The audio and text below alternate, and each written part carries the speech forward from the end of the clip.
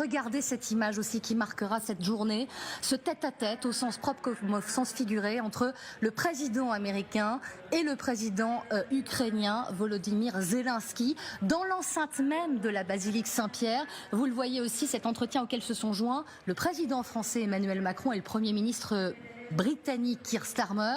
Margot Haddad, Darius Rogemont, on vous rejoint à Rome.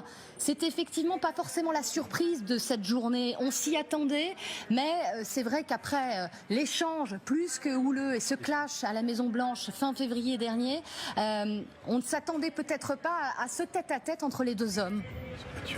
C'est toute la singularité des obsèques et des funérailles d'un pape. C'était le cas également sous Jean-Paul II, où on avait vu par exemple l'ancien président israélien Moshe Katsav serrer la main de Bachar al-Assad à l'époque, alors que les deux pays étaient en conflit. Et là, véritablement, il y a cette rencontre impromptue aux abords de la place Saint-Pierre avec Donald Trump, qui n'avait pas choisi l'Europe pour son premier voyage officiel depuis sa prise de fonction, mais qui voulait tout d'abord se rendre en Arabie Saoudite, ce qu'il fera dans un mois, mais il a tenu à être présent aux côtés de ses équipes qui ont annoncé cette rencontre de 15 minutes pour échanger avec Volodymyr Zelensky après ces frappes à Kiev qui l'ont beaucoup agacé.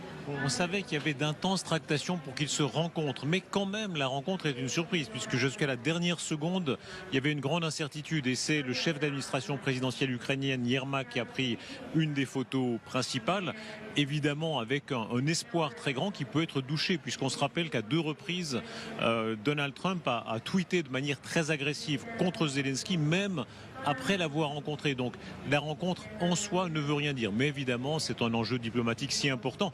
Il faut noter d'ailleurs, l'image est incroyable, le mélange entre le pouvoir temporel et spirituel ici, c'est depuis des siècles. Il est tout près de l'endroit où